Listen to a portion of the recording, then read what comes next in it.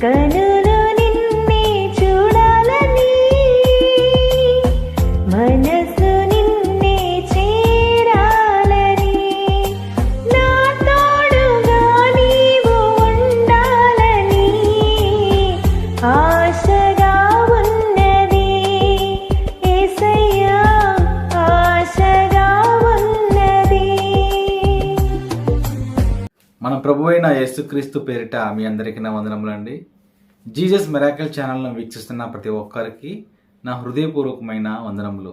ఈ దిన దేవుని వాగ్దానం మనం చూసినట్లయితే 119వ కీర్తన 37వ వచనం మనం చదివినట్లయితే, వ్యర్థమైన వాటిని చూడకుండా నా కన్నులు త్రిప్పివేయము.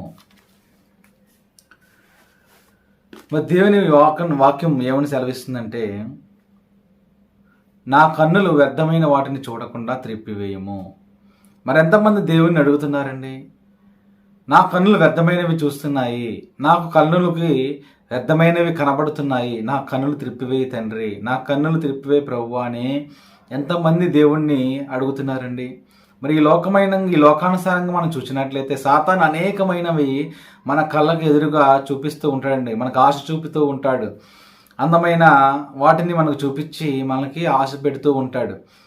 సర్వజనులారా, మనము అలాంటి ఆశలకు మనము ఆశపడకుండా, అందమైన వాటికి మనం ఆశపడకుండా దేవుణ్ణి మనం ఆరాధించాలి. దేవా, వ్యర్థమైనవి నా కళ్ళ ముందు తీసివేయడు ప్రభువా, నా కన్నులు త్రిప్పివేయి తండ్రి అని దేవుని మనం ఆరాధించగలిగే ప్రార్థనా శక్తి మనకి ఉండాలండి, మన ఆలోచన మనకి ఉండాలి.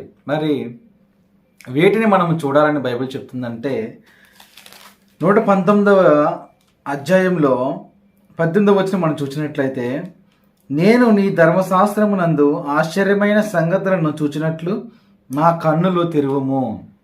మనం దేవుని వాక్యమును మనం చదవాలండి. ప్రతి దినము లేచినట్టునే మనం చూడవలసినది ఏంటంటే ఆయన ధర్మశాస్త్రము, ఆయన ఆజ్ఞలను మనం చదివి పాటించాలి.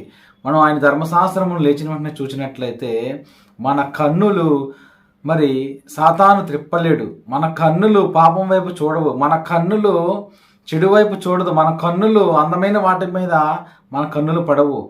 కాబట్టి సర్వజనులారా, దేవుని వాక్యమును చదవండి, దేవుని లేఖనములు మనం చదివి జ్ఞానము సంపాదించుకుందాం.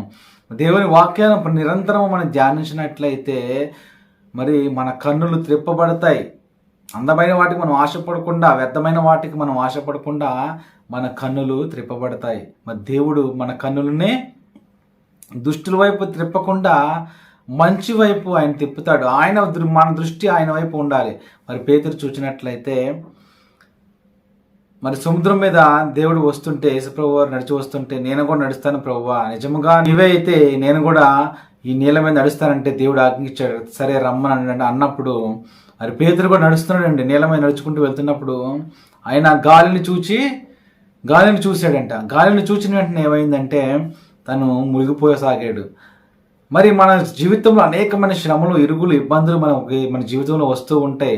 మనం దేవుని విశ్వసించినప్పుడు మరి ఇరుగులు, ఇబ్బందులు వచ్చినాయని చెప్పి దేవుని దూరం పెట్టి, దేవుణ్ణి మనం ఆరాధించకుండా, ఆయన కనపరచకుండా, చర్చికి వెళ్లకుండా ఆయన ప్రక్కన పెట్టినట్లయితే విశ్వాసంలో నీవు కూడా అనేకమైన శ్రమలతో ఇంకా బాధించబడిపోతావు. సహోదరుడా, నీకు వచ్చిన శ్రమలను నువ్వు అధిగమించాలంటే నువ్వు దేవుని వైపు చూచి నడిచినట్లయితే, ఎన్ని ఆటుపోట్లు, ఎన్ని గాలి తుఫాన్లు వచ్చినా నువ్వు దేవుని వైపు చూచినట్లయితే వాటన్నిటిని ఆయన తొలగిస్తానంటున్నాడు.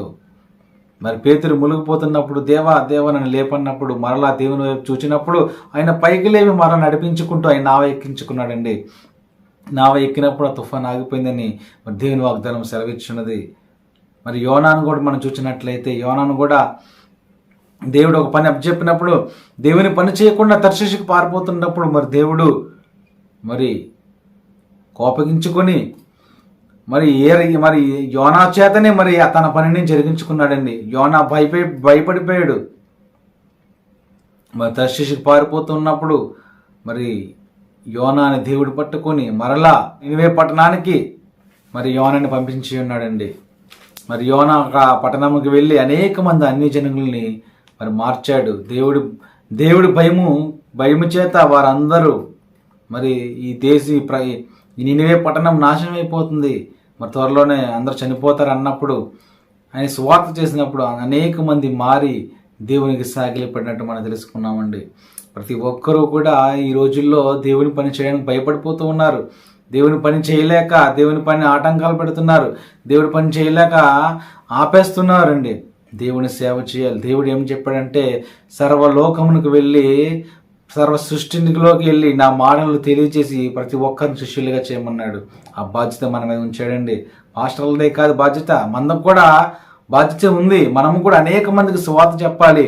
మన వంతు సాయం మనం చేయాలి. అనేక మందిని మరలా మనము దేవుని వాక్యం చెప్పి వారి మరణం నుంచి తప్పించాలి, వారి రక్షణలోకి నడిపించాలి, బాప్తిసం ఇప్పించాలి. దేవుని యేసయ్య నామములో, తండ్రి యొక్క కుమారుని యొక్క పరిశుద్ధాత్మ నామంలో వారికి బాప్తిసం ఇచ్చి వారిని రక్షించగలిగినట్లయితే పరలోక రాజ్యంలో నీకంటూ ఒక స్థానం దేవుడు ఏర్పరచాలని ఆశపడుచున్నాడండి.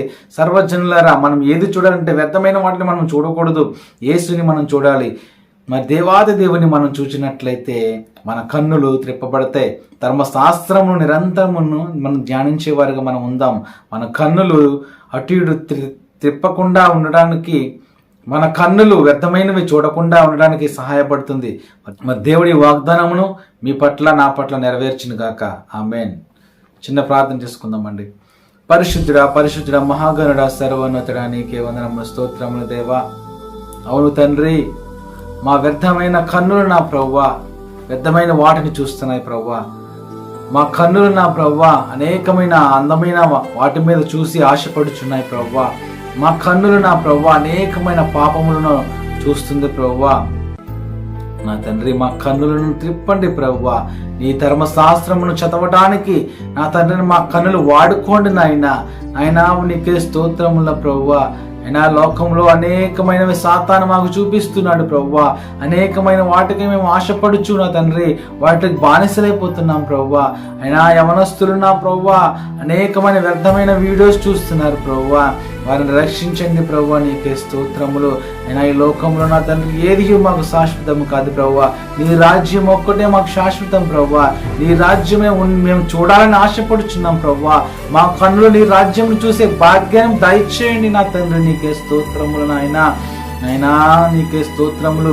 యోనా వలె నా తండ్రి నీ పరిచర్యను మేము పక్కన పెడుతున్నామేమో ప్రవ్వా. మమ్మల్ని క్షమించండి నాయనా.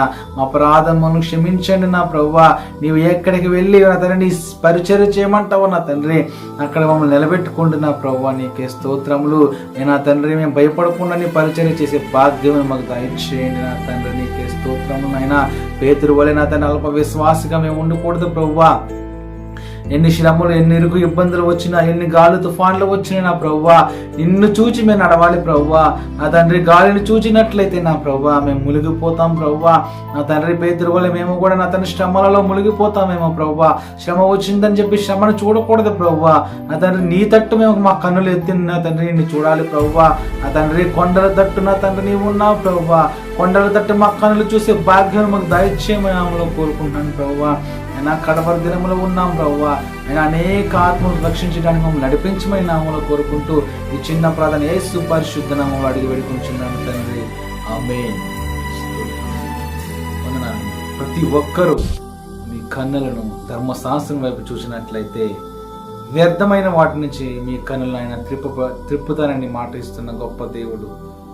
దేవుడి వాగ్దానం మీ పట్ల నెరవేర్చిన గాక. ఆమేన్. ప్రార్థన అవసరం కొరకు కింద కామెంట్ బాక్స్లో తెలియజేయండి. PLM యూత్ వారు మీ కొరకు